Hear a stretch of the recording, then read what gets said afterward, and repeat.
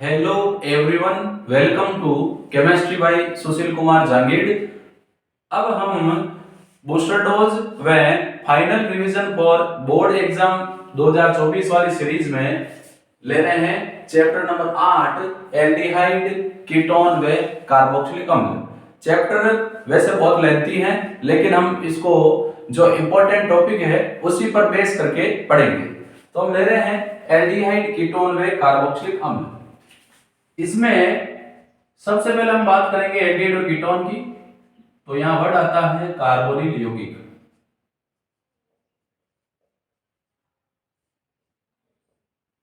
वह यौगिक जिनमें कार्बोनिल समूह उपस्थित होता है, कार्बोनिल समूह होता है C डबल बॉन्ड O, इसको हम बोलते हैं कार्बोनिल यौगिक। यदि यहां पर कार्बन की दोनों संयोजकताओं पर हाइड्रोजन है तो एल्डिहाइड, एक संयोजकता पर एल्किल समूह, एक पर हाइड्रोजन तो भी एल्डिहाइड, और दोनों संयोजकताओं पर अगर एल्किल समूह है तो इसको हम बोलते हैं कीटोन। सबसे पहले हम बात करते हैं एल्डिहाइड के नामकरण की।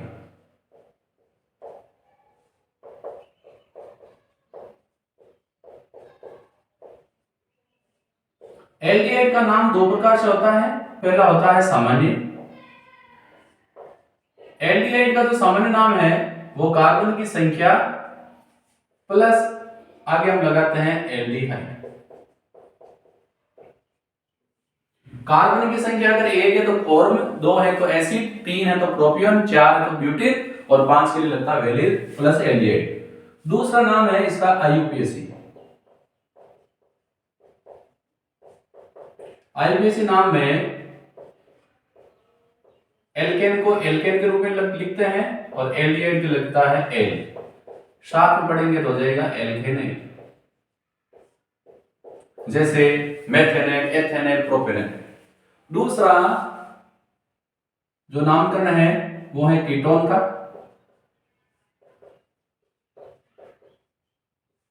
कीटोन और एल्डिहाइड दोनों कार्बोनिल समूह हैं, सॉरी, कीटोन और एल्डिहाइड दोनों कार्बोनिल यौगिक हैं, इसीलिए इनको हम सामान्यतः साथ में पढ़ते हैं। कीटोन के नामकरण में कीटोन का जो सामान्य नाम है, यदि दोनों एल्किल समूह समान है तो डाइएल्किल, और भिन्न भिन्न है तो पहले अल्फाबेट वाला पहला एल्किल, बाद में दूसरा अल्फाबेट वाला एल्किल, और एंड में क्या लगा देंगे कीटोन, जैसे diethyl ketone, dimethyl ketone, ethyl methyl ketone. दूसरा, कीटोन का जब हम आईयूपीएसी नाम लिखते हैं तो आईयूपीएसी नाम में कीटोन के लिए अनुलग्न लगता है। देखो एल्केन को तो एल्केन ही लगेंगे और आगे लगेगा ऑन, तो एल्केन प्लस ऑन को साथ में पढ़ेंगे तो लग जाएगा एल्केनोन, जैसे 2 ब्यूटेनॉन, 3 पेंटेनॉन, ऐसे। तो ये तो हमने बात कर ली नामकरण की। अब हम बात करते हैं निर्माण की विधियों की।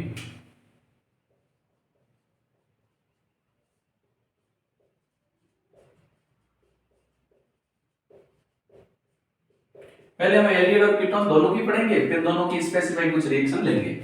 निर्माण की विधियों में पहला है अल्कोहल से। देखो, यदि हम 1 डिग्री अल्कोहल लें और इसका ऑक्सीकरण करवाएं K2Cr2O7 H2SO4 से, तो HO और इसकी ऑक्सीजन क्या निकाल लेंगे H2O, क्या बन जाएगा RCHO, एल्डिहाइड।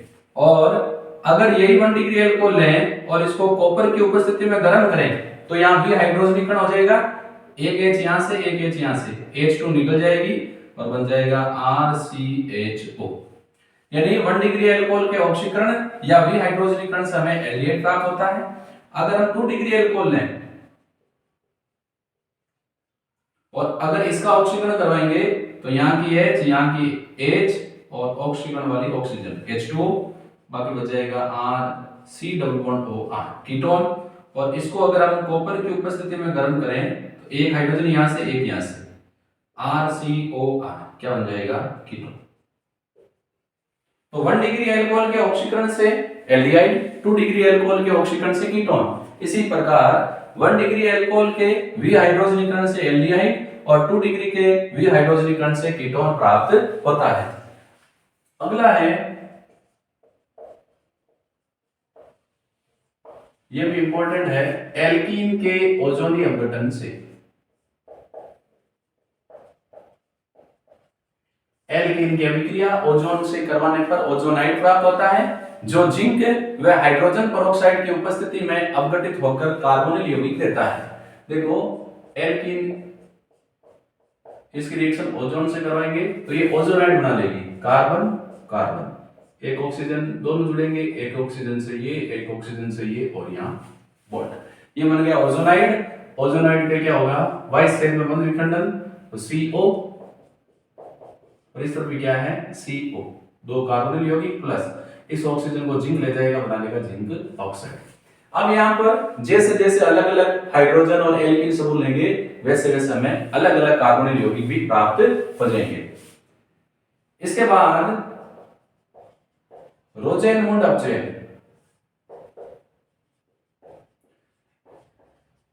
एसिल क्लोराइड के पैलेडियम व बेरियम सल्फेट की उपस्थिति में अपचयन से एल्डिहाइड प्राप्त होता है, इसे रोजेनमुंड अपचयन कहते हैं।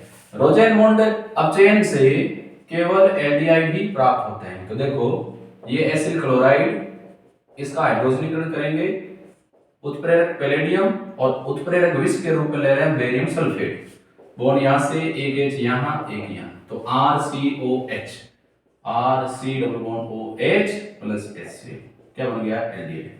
BaSO4 यहां उत्प्रेरक विष का कार्य करता है, ये एल्डिहाइड को आगे अल्कोहल में अपचयित होने से रोकता है।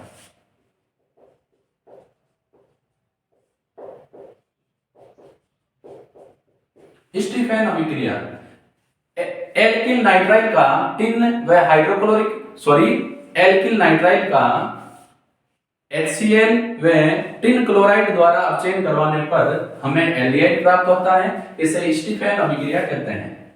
ये हमने ले लिया एल्किल नाइट्राइल, इसका हम करवा रहे हैं HCl व टिन क्लोराइड से अपचयन, तो क्या होगा देखो RC ट्रिपल टूट के डबल हो जाएगा, एक हाइड्रोजन यहाँ एक हाइड्रोजन यहाँ, फिर क्या होगा जलविघटन हो जाएगा, बॉन्ड यहां से टूटेगा, ऑक्सीजन और यहाँ क्या जुड़ जाएगी दो हाइड्रोजन, तो ये हो जाएगा RCHO एल्डिहाइड प्लस NH3, जो टिन क्लोराइड से अभिक्रिया करके क्या बना लेगा NH4Cl।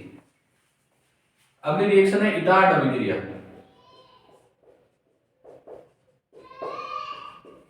मेथिल बेंजीन का क्रोमिल क्लोराइड द्वारा ऑक्सीकरण करवाने पर हमें बेंज एल्डिहाइड प्राप्त होता है, इसे इटार्ट अभिक्रिया कहते हैं। तो हम क्या ले रहे हैं मेथिल बेंजीन यानी टोलुइन, इसकी रिएक्शन करवा रहे हैं क्रोमिल क्लोराइड से CrO2Cl2 से, तो क्या होगा देखो एक मध्यवर्ती बन जाएगा CHOCrOHCl2, अपघटन होगा और CH से आगे जुड़ जाएगा O, क्या बन गया बेंज एल्डिहाइड। अब हम ले रहे हैं कुछ कीटोन निर्माण की विधि, और पहली है फ्रीडल-क्राफ्ट एसिलीकरण। बेंजीन की अभिक्रिया निर्जल एल्युमिनियम क्लोराइड की उपस्थिति में एसिटिल क्लोराइड से करवाने पर एसिटोफिनोन प्राप्त होता है। देखो ये हमने बेंजीन ले ली, इसकी रिएक्शन करवा रहे हैं CH3C डबल बॉन्ड और Cl निर्जल एल्युमिनियम क्लोराइड की उपस्थिति में, ये इलेक्ट्रॉन्स नहीं यहां हाइड्रोजन को रिप्लेस कर लेगा, कहीं भी कर सकता है, ये बन गया एसिटोफिनोन यानी एरोमेटिक कीटोन। इसी प्रकार नाइट्राइल से भी हम कीटोन प्राप्त कर सकते हैं। यदि एल्किल नाइट्राइल की अभिक्रिया द्वितीयार अभिकर्मक जैसे C6H5MgBr से करवाएं तो ये बॉन्ड यहां से टूटेगा, माइनस प्लस, नाइट्रोजन पर माइनस, कार्बन पर प्लस, तो RC double bond N minus वाले से प्लस वाला MgBr और C प्लस से माइनस वाला C6H5, बॉन्ड यहां से टूटेगा, ऑक्सीजन दो हाइड्रोजन, तो RC से डबल बॉन्ड से आगे जुड़ जाएगा ऑक्सीजन और ये C6H5 प्लस MgBr N से दो हाइड्रोजन आगे जुड़ जाएगा।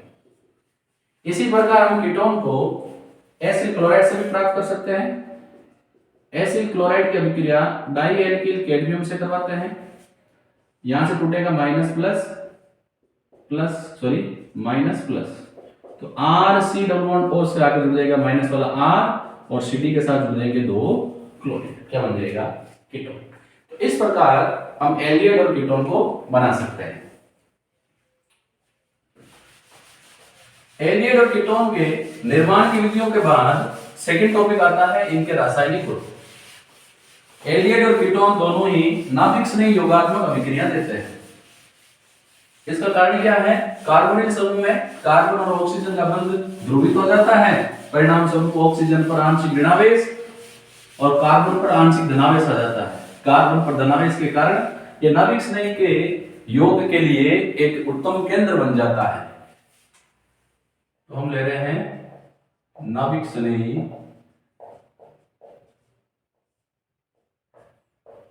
योगात्मक अभिक्रिया।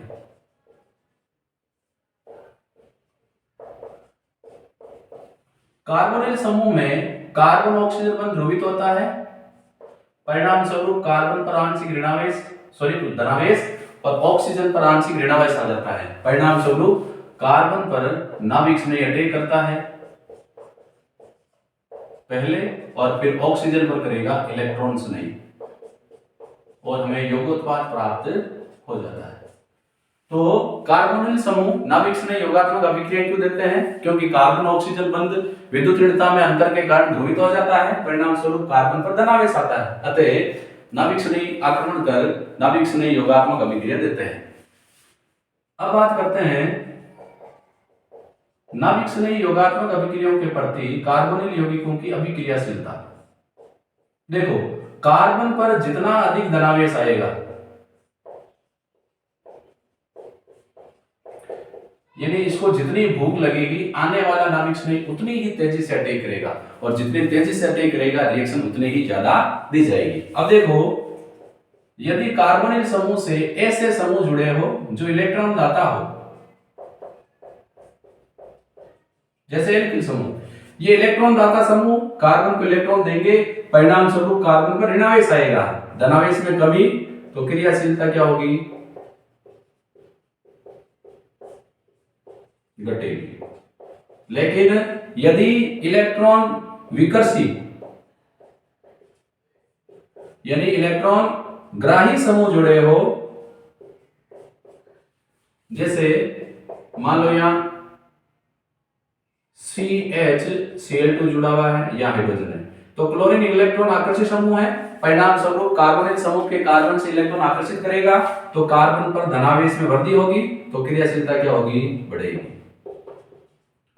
तो इलेक्ट्रॉन विकर्षी समूह जैसे हेलोजन, नाइट्रो समूह, साइनाइड जुड़े हो, तो कार्बोनिल समूह के कार्बन पर धनावेश बढ़ता है, परिणाम स्वरूप क्रियाशीलता बढ़ती है। जबकि एल्किल जैसे समूह जुड़े हो, तो कार्बोनिल समूह के कार्बन पर धनावेश घटता है, क्रियाशीलता घटती है। इसी कारण क्योंकि कीटोन में दो एल्किल समूह होते हैं, जबकि एल्डिहाइड में कम से कम एक तो हाइड्रोजन होता है, तो यहाँ दो एल्किल समूह का इलेक्ट्रॉन दाता प्रभाव है, इस पर धनावेश कम, क्रियाशीलता कम। इसमें एक ही समूह का इलेक्ट्रॉन दाता प्रभाव है, तो कीटोन की तुलना में धनावेश कार्बन पर अधिक, तो क्रियाशीलता भी अधिक। तो एल्डिहाइड कीटोन की तुलना में नाभिक स्नेही योगात्मक अभिक्रियाएं अधिक देते हैं, क्योंकि एल्डिहाइड में एक ही एल्किल समूह का इलेक्ट्रॉन दाता प्रभाव होता है, परिणाम स्वरूप कीटोन की तुलना में कार्बन पर धनावेश अधिक होगा, तो क्रियाशीलता भी अधिक होगी। अब देखो रिएक्शन कैसे होगी। तो पहली रिएक्शन हम करा रहे हैं HCN के साथ, Cn माइनस H पर प्लस। दूसरा सोडियम बाइसल्फाइड के साथ, Nl प्लस इस पर माइनस। तीसरी अल्कोहल के साथ, और फिर अमोनिया युग्मन के साथ। तो देखो, ये कार्बन ऑक्सीजन पर आके जुड़ जाएगा हाइड्रोजन, और इस पर आके जुड़ जाएगा माइनस वाला Cn। क्या बन गया? साइनोहाइड्रीन। साइनोहाइड्रीन के पूर्ण जल अपघटन से कार्बोक्सिलिक एसिड, आंशिक जल अपघटन से एमाइड व अपचयन से एमीन प्राप्त होती है। अब देखो, कार्बन ऑक्सीजन, ऑक्सीजन पर माइनस से आके जुड़ जाएगा Na और इससे जुड़ जाएगा OSO2H। फिर एटम ट्रांसफर होंगे, तो यहाँ आ जाएगा H, ये आ जाएगा Na। ये बन गया सोडियम बाइसल्फाइड यौगोत्पाद। इसका उपयोग मिश्रण में से कार्बोनिल यौगिकों को पृथक करने के लिए किया जाता है। अब देखो अल्कोहल, एल्कोहल में कार्बन पर ऑक्सीजन, ऑक्सीजन से आगे जुड़ गया H, उससे आगे जुड़ गया OR, ये बन गया हेमी एसीटेट। ये फिर अगर रिएक्शन करेगा तो इसका H, इसका OH, H2O बार, C, O से आगे जुड़ गया R और यहाँ पे जुड़ गया R, क्या बन गया एसीटेट। तो एल्कोहल से अभिक्रिया करके एसीटेट, जबकि कीटोन से अभिक्रिया करके, देखो एल्डिहाइड एल्कोहल से अभिक्रिया करके एसीटेट देता है, जबकि कीटोन इससे अभिक्रिया करके क्या देता है कीटोन या कीटेन। अब देखो अमोनिया युग्मन से अभिक्रिया, तो अमोनिया होती है NH3, इसके एक हाइड्रोजन को हटाकर हम उसकी जगह जोड़ देते हैं G कुछ भी हो सकता है। तो ये रिएक्शन शॉर्टली ऐसे होती है, जल अणु निकल जाएगा, कार्बन से डबल बॉन्ड से आगे जुड़ जाएगा नाइट्रोजन और यहाँ पे जुड़ा हुआ है G। जैसे अगर हम ले हाइड्रोक्सिलेमिन, ये हाइड्रोक्सिलेमिन है, तो इसमें G की जगह कौन जुड़ जाएगा OH, क्या बन गया ऑक्सीन। ये क्या है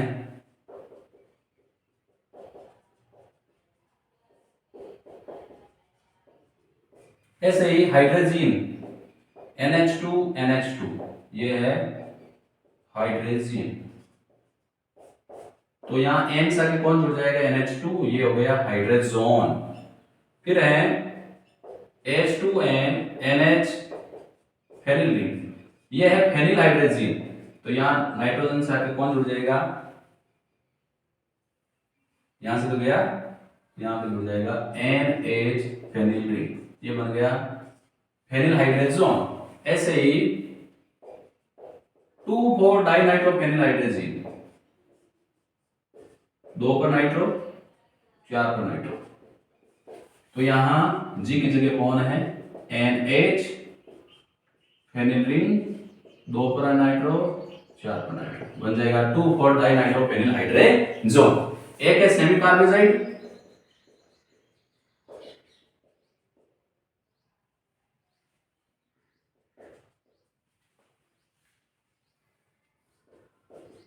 इसके साथ बना लेगा सेमी कार्बेजोन, यहां से आगे N से मतलब NH, फिर C+O NH। तो ये कुछ इसकी नाभिक से नहीं योगात्मक अभिक्रियाएं हैं, ये हाइड्रोजन साइनाइड के साथ साइनोहाइड्रीन, सोडियम बाइसल्फाइड के साथ सोडियम बाइसल्फाइड यौगोत्पाद, और अमोनिया युग्मन में हाइड्रोक्सिलेमिन के साथ ऑक्सीन, हाइड्रोजीन के साथ हाइड्रोजोन, फेनिल हाइड्रोजीन के साथ फेनिल हाइड्रोजोन, और सेमी कार्बोजाइड के साथ सेमी कार्बोजोन देता है।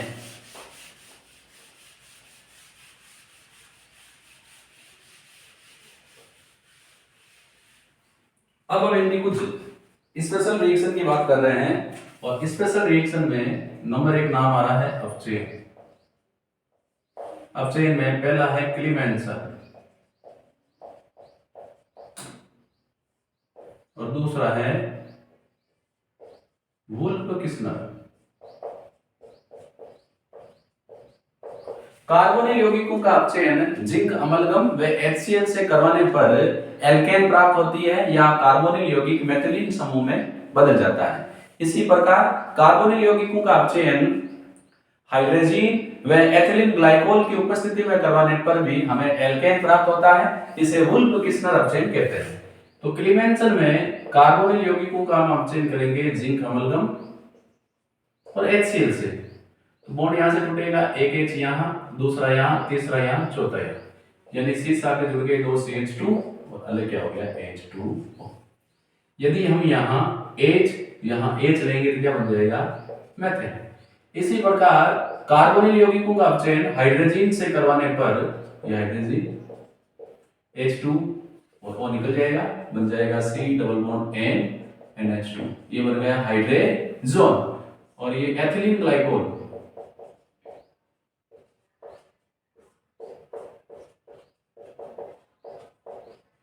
माध्यम में रिएक्ट करेगा, हाइड्रोजन आगे से जुड़ जाएगी, तो CH2 और नाइट्रोजन N2 के रूप में बाहर निकल जाएगी।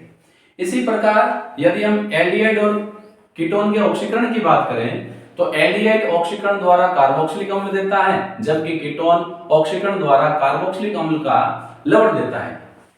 जैसे हम एल्डिहाइड का ऑक्सीकरण K2Cr2O7 से करेंगे तो एक ऑक्सीजन यहां जुड़ जाएगी, बन जाएगा कार्बोक्सिलिक एसिड। लेकिन यदि हम कीटोन का अपचयन करें तो कार्बोक्सिलिक अम्ल का लवण प्राप्त होगा। ये जो कार्बोनिल समूह है ये छोटे एल्किल समूह के साथ रहता है, ये पोपोव का नियम कहता है। पोपोव के नियम के अनुसार यदि कार्बोनिल समूह से असममित समूह जुड़े हो तो कीटोन का छोटा एल्किल समूह कार्बोनिल समूह के साथ रहेगा। तो ये बना लेगा CH3 C double bond O OH और ये बना लेगा CH3 C double bond O OH। कई बार हमें कार्बोक्सिलिक अम्ल के लवण का मिश्रण भी प्राप्त होता है। वो तब होगा जब अगर हम दोनों तरफ मेथिल समूह ले लें। तो ये तो बना लेगा एसिटिक अम्ल और ये बनाएगा HCOOH जो कन्वर्ट हो जाएगा H2O प्लस CO2। अब हम कुछ स्पेशल रिएक्शन की बात कर रहे हैं और वो है एल्डोल संघनन।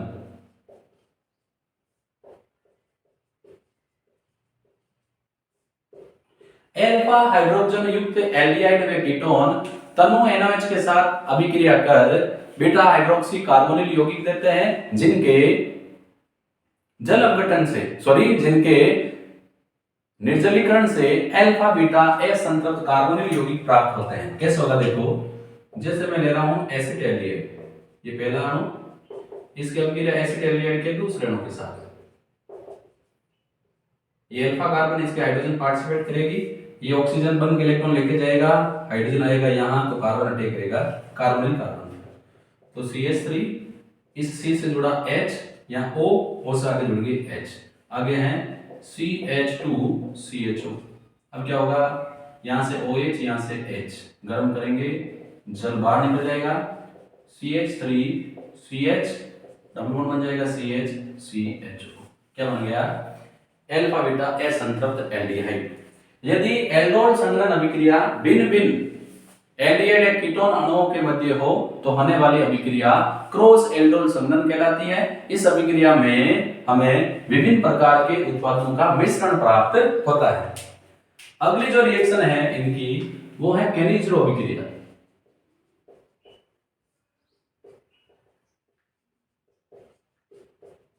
ये देते हैं अल्फा हाइड्रोजन विहीन।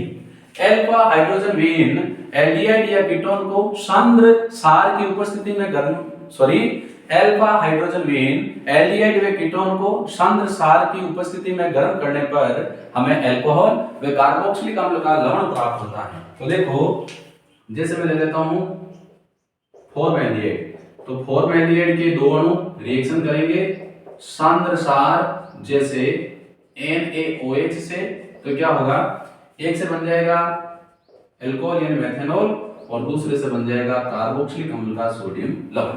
ट्रिक ये है कि रिएक्शन जो केनिज़रो है इसमें एक एल्डिहाइड समूह कन्वर्ट हो जाएगा CH2OH में और दूसरा कन्वर्ट हो जाएगा COON में। देखो ट्रिक अप्लाई करते हैं। जैसे मैं ले लेता हूं बेंज एल्डिहाइड के दो अणु, सामने सार की उपस्थिति में गर्म करेंगे तो ये एल्डिहाइड है, एक एल्डिहाइड कन्वर्ट हो जाएगा COON में और एक एल्डिहाइड कन्वर्ट हो जाएगा CH2OH में। इसमें एक एल्डिहाइड कार्बोक्सिलिक अम्ल के सोडियम लवण में ऑक्सीकृत होता है और दूसरा प्राथमिक अल्कोहल में अपचयित होता है। तो ये हमने कुछ बात की एल्डिहाइड और कीटोन के रिएक्शन की। अब हम ले रहे हैं एल्डिहाइड और कीटोन में विभेद। तो विभेद में पहला है टोलेन परीक्षण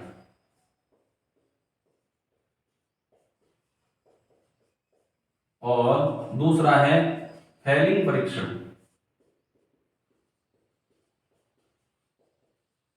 एल्डिहाइड टोलेन अभिकर्मक के साथ रजत दर्पण देते हैं। टोलेन अभिकर्मक क्या होता है, सिल्वर नाइट्रेट और अमोनियम हाइड्रोक्साइड का विलयन, ये रिएक्शन करके देगा AgOH और अमोनियम नाइट्रेट। ये AgOH है, इसके दो अणु जब रिएक्ट करेंगे तो हमें दे देगा Ag2O प्लस दे देगा H2O। तो क्या होगा, एल्डिहाइड जो है ये सिल्वर ऑक्साइड से रिएक्शन करेगा तो एल्डिहाइड का ऑक्सीकरण हो जाएगा कार्बोक्सिलिक एसिड में और हमें रजत दर्पण मिल जाएगा। ये सिल्वर परत नली के नीचे जमा हो जाती है और दर्पण के समान चमकती है, इसीलिए इसको हम बोलते हैं रजत दर्पण। तो एल्डिहाइड टोलेन अभिकर्मक के साथ रजत दर्पण देते हैं। इसी प्रकार जो फेलिंग परीक्षण है, एल्डिहाइड फेलिंग विलयन के साथ लाल रंग का अवक्षेप देते हैं। फेलिंग विलयन दो प्रकार का होता है, फेलिंग ए और Fehling B. Fehling A copper sulphate का जलीय विलयन और फेलिंग बी रासेय लवण अर्थात सोडियम पोटेशियम टार्ट्रेट का NaOH में विलयन होता है। तो जब कॉपर सल्फेट और NaOH रिएक्शन करते हैं तो ये देते हैं कॉपर हाइड्रोक्साइड और साथ में सोडियम सल्फेट। ये कॉपर हाइड्रोक्साइड कन्वर्ट हो जाता है कॉपर ऑक्साइड और जल में। ये कॉपर ऑक्साइड रिएक्शन करता है एल्डिहाइड से। कॉपर ऑक्साइड एल्डिहाइड को कीटोन में एल्डिहाइड को कार्बोक्सिलिक एसिड में ऑक्सीकृत कर देता है और खुद क्यूप्रस ऑक्साइड में अपचयित हो जाता है, जिसका रंग कैसा होता है? लाल रंग। वह कीटोन जिसमें एक सक्रिय मेथिल समूह उपस्थित हो सोडियम हाइपोहैलाइड से अभिक्रिया कर हेलोफॉर्म व कार्बोक्सिलिक एसिड का सोडियम लवण देते हैं। जैसे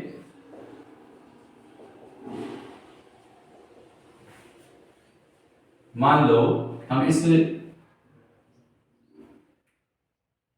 नॉर्मल एल्डिहाइड की बात करते हैं, एल्डिहाइड भी रिएक्शन दे सकता है। कीटोन की अगर हम बात करें तो क्या हो जाएगा? देखो ये सोडियम हाइपोहैलाइड से रिएक्शन करेगा, ये तो एल्डिहाइड है, तो क्या होगा? ये कन्वर्ट हो जाएगा CHX3 में प्लस ये कन्वर्ट हो जाएगा HC11OON। और कोई रिएक्शन है तो मैं देख लेता हूं, बाकी मेरे हिसाब से इनकी रिएक्शन जो है वो कंप्लीट हो गई है। और अगर हम एल्डिहाइड की जगह कीटोन लेना चाहें तो R तो कोई भी ग्रुप हो सकता है। ये सोडियम हाइपोहैलाइड से रिएक्शन करेगा तो क्या होगा? देखो RC11O इस आकर जुड़ जाएगा Na कार्बोक्सिलिक एसिड का सोडियम लवण और जो CH3 है ये कन्वर्ट हो जाएगा CHX3 में। यानी वह कीटोन जिनमें सक्रिय मेथिल ग्रुप कार्बोनिल समूह से जुड़ा हो वह सोडियम हाइपोहैलाइड से अभिक्रिया कर हेलोफॉर्म व कार्बोक्सिलिक एसिड का सोडियम लवण देते हैं। ये अपने एल्डिहाइड और कीटोन की रिएक्शन पूरी होती है। अब हम बात करते हैं अगली, वो है कार्बोक्सिलिक एसिड।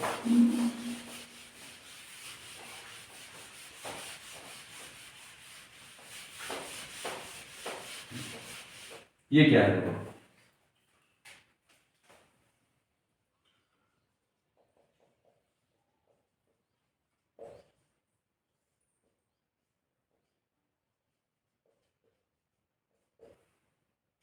कार्बोक्सिलिक अम्ल उन यौगिकों को कहते हैं जिसमें कार्बोक्सिलिक समूह COOH उपस्थित होता है। इसके जब नाम की हम बात करते हैं तो सामान्य नाम में कार्बन की संख्या के अनुसार नाम लिखेंगे और फिर आगे लगाएंगे एक एसिड। जैसे फॉर्मिक एसिड 2 के लिए, देखो पहले ए के लिए क्या होता है? फॉर्म, 2 के लिए एसिड, 3 के लिए प्रोपियोन, 4 के लिए ब्यूटेन, 5 के लिए वैलिन। तो जैसे फॉर्मिक एसिड, एसिटिक एसिड, जब कार्बोक्सिलिक एसिड का आईयूपीएसी नाम लिखते हैं तो कार्बन की संख्या के अनुसार एल्केन प्लस क्या लगाएंगे? Oic acid, methanoic acid, ethanoic acid, propanoic acid. बात करते हैं निर्माण की। कार्बोक्सिलिक एसिड को निर्माण के लिए हम इसको बना सकते हैं एल्डिहाइड से। एल्डिहाइड का ऑक्सीकरण करवाने पर हमें क्या मिलता है? Carboxylic acid. ठीक इसी प्रकार कीटोन के ऑक्सीकरण से भी हमें कार्बोक्सिलिक अम्ल का सोडियम लवण प्राप्त होता है। अगली निर्माण की विधि है नाइट्राइल व एमाइड से।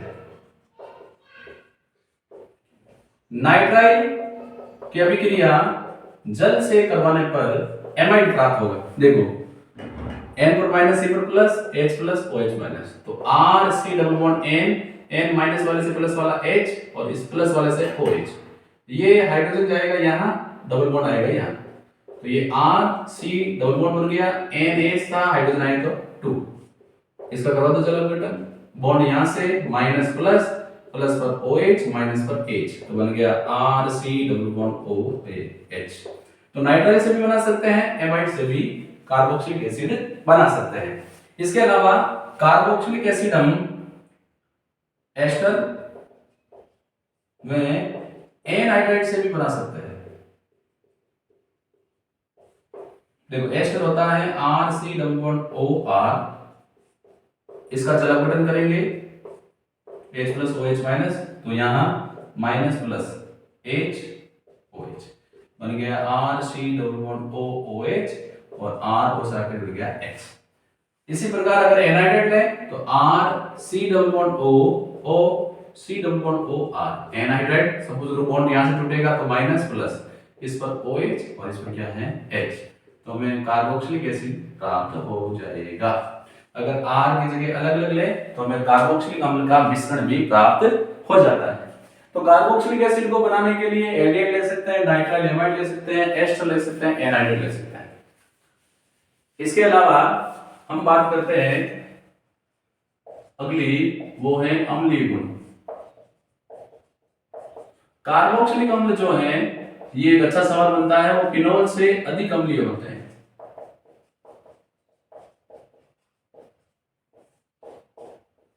इसका कारण क्या है? देखो ये रहा कार्बोक्सिलिक एसिड, जब ये H+ देगा तो बनाएगा कार्बोक्सिलेट आयन, ऊपर माइनस H+, और कार्बोक्सिलेट आयन की अनुनादी संरचना देखो कुछ ऐसी है, ऊपर माइनस, अब क्या होगा माइनस यहां जाए तो ये इस तरफ चला जाएगा, RC यहां गया माइनस, यहां गया डबल बॉन्ड। जबकि फिनोल जो है इसमें H+ निकलने के बाद ऑक्सीजन पर आता है माइनस, और जब ये जो फिनोक्साइड आयन है इसमें अनुनाद के कारण नेगेटिव आता है कार्बन पर।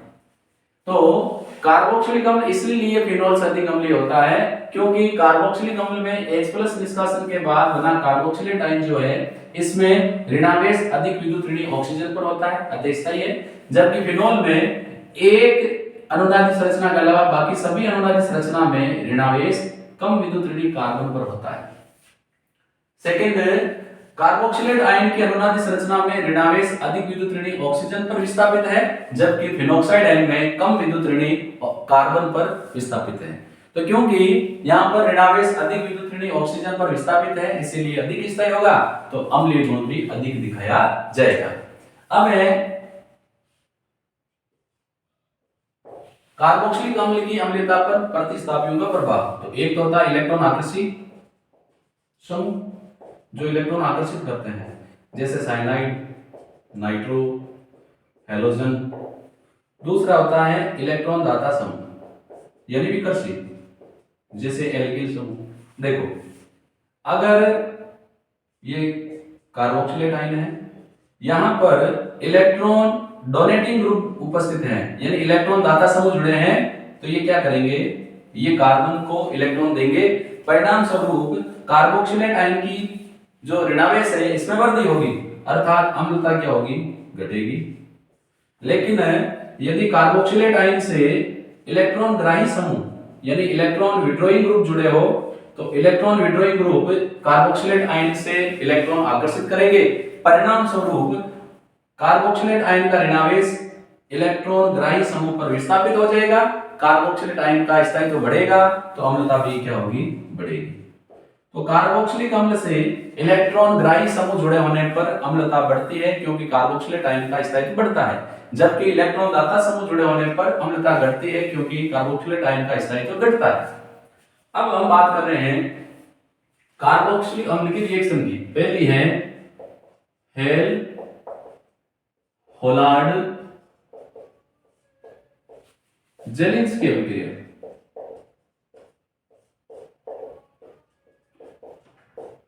अल्फा हाइड्रोजन युक्त कार्बोक्सिलिक एसिड लाल फास्फोरस की उपस्थिति में हैलोजन से अभिक्रिया कर अल्फा हेलो कार्बोक्सिलिक अम्ल देते हैं, इसे हेल होलार्ड जेलिंस्की अभिक्रिया कहते हैं।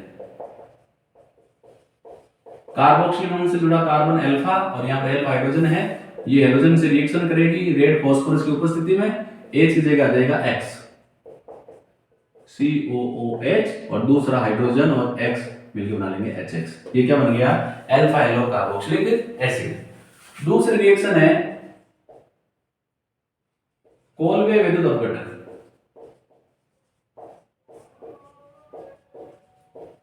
कार्बोक्सिलिक अम्ल के सोडियम लवण में विद्युत धारा प्रवाहित करने पर हमें एनोड पर एल्केन प्राप्त होती है। प्राप्त एल्केन में कार्बन की संख्या कार्बोक्सिलिक समूह में उपस्थित एल्किल समूह की तुलना में दुगुनी होती है। देखो RC11O है कार्बोक्सिलिक अम्ल का सोडियम लवण, इसमें हम प्रवाहित करेंगे विद्युत धारा, तो हमें एक तो एनोड पर प्राप्त होगी एल्केन और कैथोड पर प्राप्त होगा NaOH।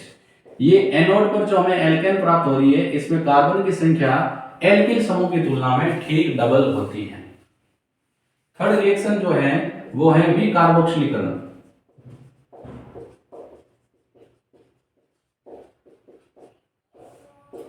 कार्बोक्सिलिक अम्ल के सोडियम लवण को सोडा लाइम के साथ गर्म करने पर एल्केन प्राप्त होती है। सोडा लाइम होता है NaOH और CaO का मिश्रण। तो देखो ये निकल जाएगा Na2CO2 और R के साथ आगे जुड़ जाएगा H, alkane plus Na2CO3। Fourth reaction है एमीन से अभिक्रिया, या एमीन नहीं है, अमोनिया से। कार्बोक्सिलिक अम्ल अमोनिया से अभिक्रिया कर एमाइड बनाते हैं। कैसे होगा देखो RC11OH ये अमोनिया से रिएक्शन करेगा तो ये इस आगे जुड़ जाएगा RC11O, NH3 थी एक आगे जुड़ जाएगा प्लस, ये बन गया अमोनियम कार्बोक्सिलेट। और ये क्या करेगा, गर्म करेंगे तो जल कणों निकाल देगा, तो RC11 एक ऑक्सीजन दो हाइड्रोजन बचेगा NH2, क्या बन गया एमाइड। अगर यहां हम थैलिक अम्ल लें तो थैलिक अम्ल से बनेगा थैलिमाइड। ये थैलिक अम्ल ये दो अमोनिया अणु से अभिक्रिया करेगा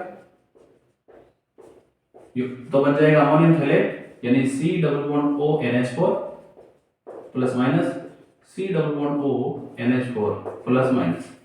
ये क्या करेगा, दो जल के अणु निकालेगा तो यहां CONH2 CONH2, ये बन गया थैलेमाइड। और थैलेमाइड यहां से निकाल देगा NH2 और एक हाइड्रोजन, तो हो जाएगा C11O C11O, यहां से बच गई NH, ये बन गया थैलीमाइड। और थैलीमाइड का उपयोग प्राथमिक एमीन बनाने में किया जाता है। तो यहां पर हमने कार्बोक्सिलिक अम्ल की भी कुछ महत्वपूर्ण रिएक्शन ले ली है। तो यहां पर चैप्टर नंबर 8 एल्डिहाइड, कीटोन व कार्बोक्सिलिक अम्ल भी समाप्त होता है। इसके बाद अपने पास दो चैप्टर बचेंगे, एमीन और जैव।